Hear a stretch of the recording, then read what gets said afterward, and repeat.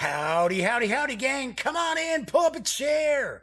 Because today I'm unboxing and taking a first look at Brides and Bribes from Spaceballon Games and Ares Games.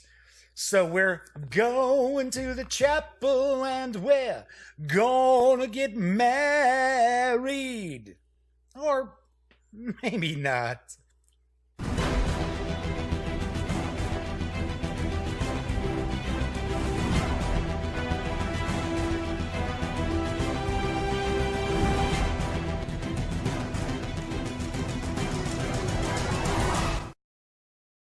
Welcome aboard, gang. I'm Jeff McAleer, Grand Poobah of thegaminggang.com, as well as the host of the live weeknight show, The Daily Dope, which airs Monday through Fridays at 7 p.m. Central right here on YouTube. Thanks for stopping by today because I'm going to unbox and take a first look at Brides and Bribes. And I have to mention, the reason why I was interested in checking this game out for review is because when I originally heard about it and posted the news for Ares Games, both on thegaminggang.com as well as on the Daily Dope, I didn't realize that this is kind of a cutthroat negotiation type game that's got some take that to it. So once I heard about that from Nathan Bichon, when I met with him at Origins Game Fair to talk about Ares Games, I thought, wow, I want to check this out.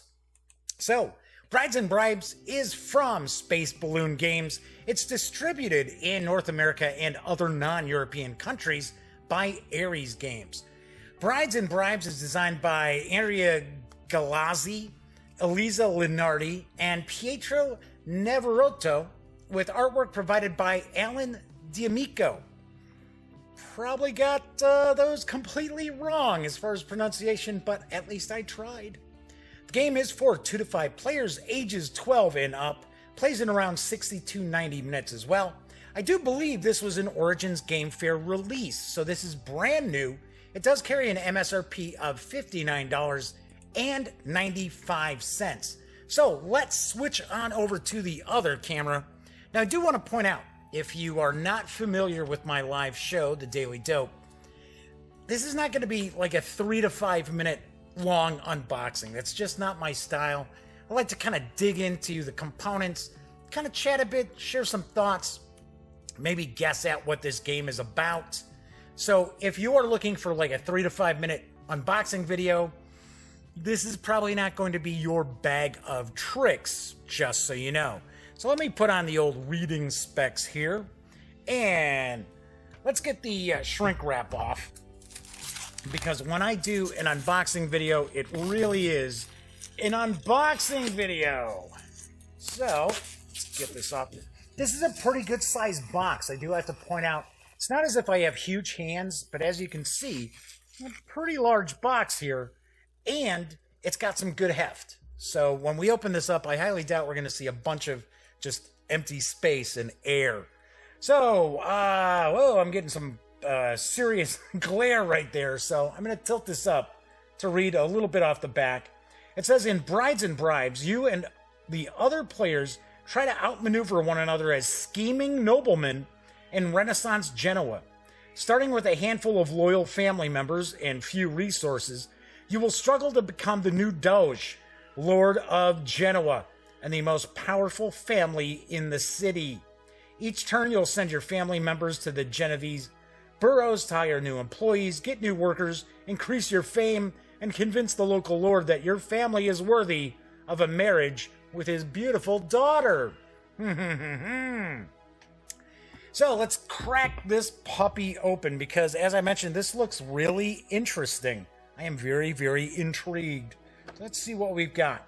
So we actually have what looks to be 3 different rule books in 3 different languages. So we've got English, looks like we've got German, and maybe Italian? Or no, I'm sorry, this is French. Looks like that's French. So we're not going to worry about the German or the French rules. We're going to take a look at the English language rules. So let's move this out of the way, and we will kind of zoom in a little bit, get a better look at the rule book here.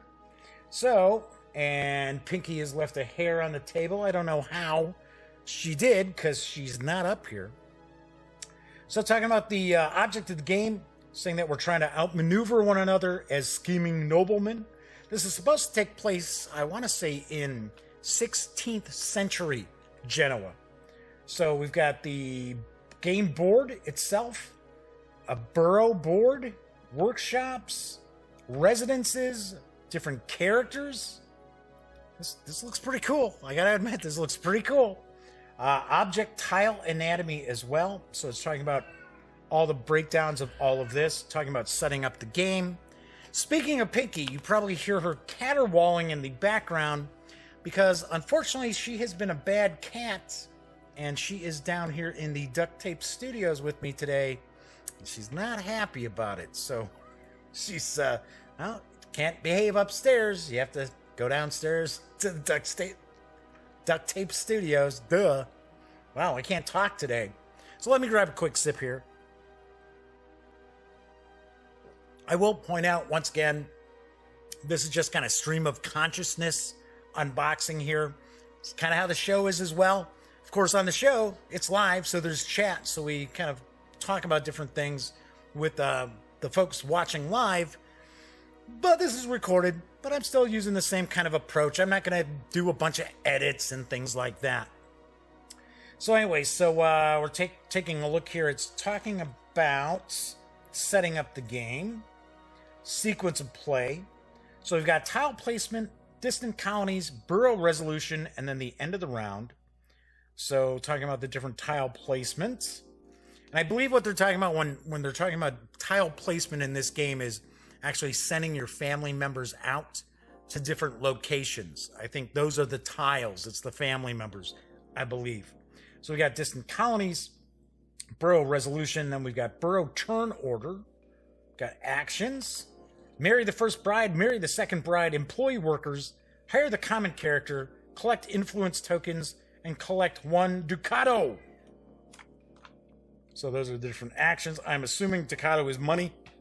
So you probably collect money in the game. How to influence if you did an action or use your guide's abilities.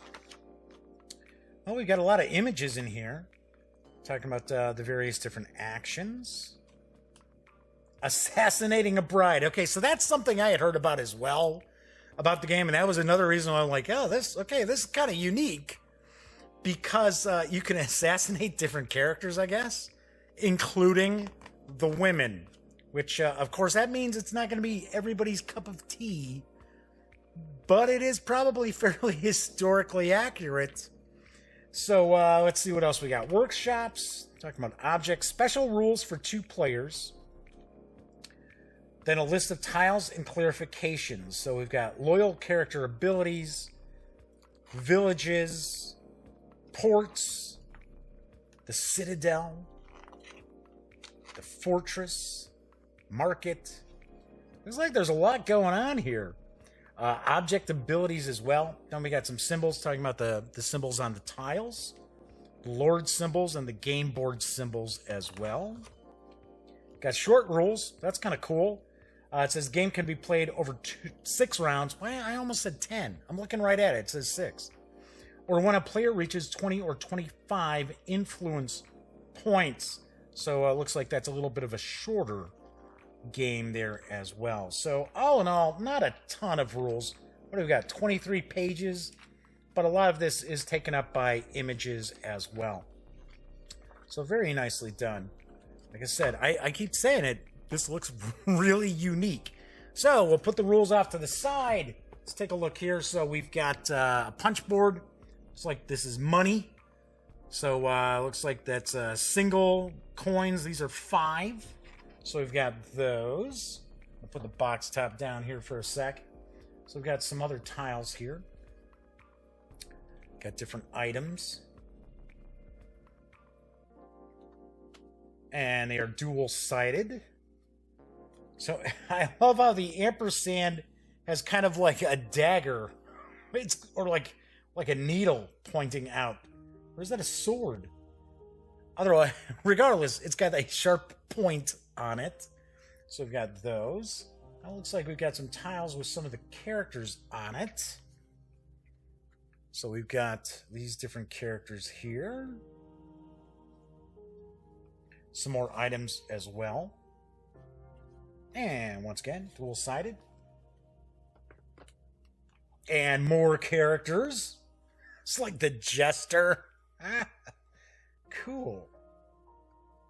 So many people look kind of diabolical, too. So it's like, okay. And here we've got more characters. Now it looks like these are family members because they have last names to them. These don't have last names. These do. Except some of these down here do not. So, a lot of punch boards here. A lot of tiles. So, these are larger tiles. I'm going to take a guess. These are kind of maybe the heads of the families. Is kind of my guess. Or maybe these are lords. Because they are larger tiles here. And the final tile looks like these could be the brides. The various different brides. There we go. Sweet. Okay, so a bunch of punch boards. We got a lot of these. So we'll put those off to the side for a second. Then we got the game board itself, which this game board was a pretty good size when I saw it at Origins. So let's see how much of this we can get in. And I think part of it was not only was the board a decent size, I also believe that there's different tiles that you've got for each of the players, as well as the burrows. So, taking a quick peek here, let's zoom out a little bit, try to get as much of the board in as we can. That's pretty close. Kind of scoot this over a little bit. So we've got some different areas up top here. And this is the actual city itself. Looks like this is kind of the victory point tracker that goes at 25. I would take a guess. Maybe these are for the distant colonies I was talking about, because those are the ships. It's a possibility. So we can see here we've got all these different areas that you would probably send your tiles out to. So that is the game board. Then we've got, looks like a deck of some cards. I believe these are the boards for each of the players as well. And then we've got a bunch of meeples and tokens. So let me fold the board back up and do my best not to trash it as I'm doing that. All right, come on. How does this fold? Why does this seem not to be folding the right way? Okay, so we got that. There we go. That's the correct way to fold it up. So, let's open this up. Oh, so maybe these are screens. Maybe these are screens for the players. Oh, geez, I gotta get the hobby knife to cut this plastic. There we go. Alright, let's zoom in on this. Get a closer look. Okay, so I'm going to take a guess they're all going to be, well, they at least have a different color to them. So these are the 5 different player boards, 5 different families. And then when we flip it over, looks like there's a bunch of info on the back here. So, and it's in all these different languages. So we've got it in English along the first side here. And then we go into German and French. So that's kind of cool. So we've got all of that. So we've got those. We've got these big meeples. Big counters here. Almost look like almost like Mickey Mouse ears. But I guarantee they're probably supposed to be carriages like that. That is my guess. So we've got those in various different player colors here. And then there's one white. Got one white in the bag as well. So we've got all those.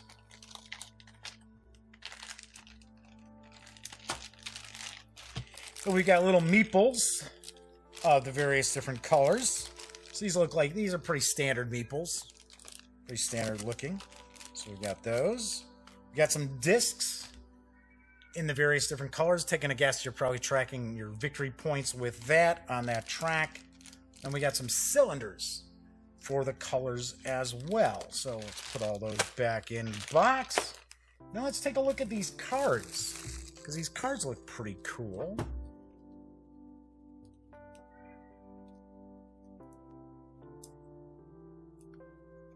Yeah, Pinky just doesn't want to give it a rest over here. Part of it is she thinks I'm talking to her. So, you know, that's a little bit of it. So let's see what we've got. See, there's that little pointy end on the ampersand there. So these are, I guess these are locations, maybe? So these are all, it's like an artifact store, I believe. Herbarium, I guess we'll say. Popina. Is that like a grocer almost? I don't think it's a baker. The public scribe. Get another one of those. Oh, hospital. Or doctor, I guess we'll say. It's got that. Scribe again. Sarcinator. Is that a clothier? Looks like it'd be a clothier there, huh? Okay, so cool. So we got this deck of cards. So we've got, zoom back out as suddenly losing focus here. So we'll zoom back out. There we go. So we've got this big deck of cards. We've got all these tokens. We've got the player cards that have special information on these as well.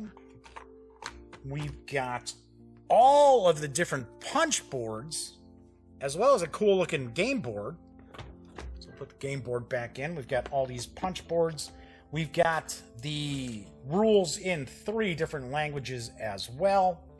And that is what we find when we take everything from Brides and Bribes outside the box. So, there you have it. I will be looking forward to playing this. This kind of strikes me as a game that my nephew Cameron and his friends will probably get a kick out of, because they also like games where we get to mess with each other a lot. So, thanks for joining me as I took a peek at Brides and Bribes. Of course, I'll have a review of it in the very near future. If you liked the video, please give it a thumbs up. And of course, if you like the videos on the Gaming Gang channel, please subscribe. Also, if you do subscribe, don't forget to ring that little bell, because it'll tell you not only when a new video is posted, it'll also tell you when the Gaming Gang's live show, The Daily Dope, actually starts airing. Anyway, so don't forget to catch me live Mondays through Friday nights right here on YouTube at 7 o'clock Central. So until then, see you next time.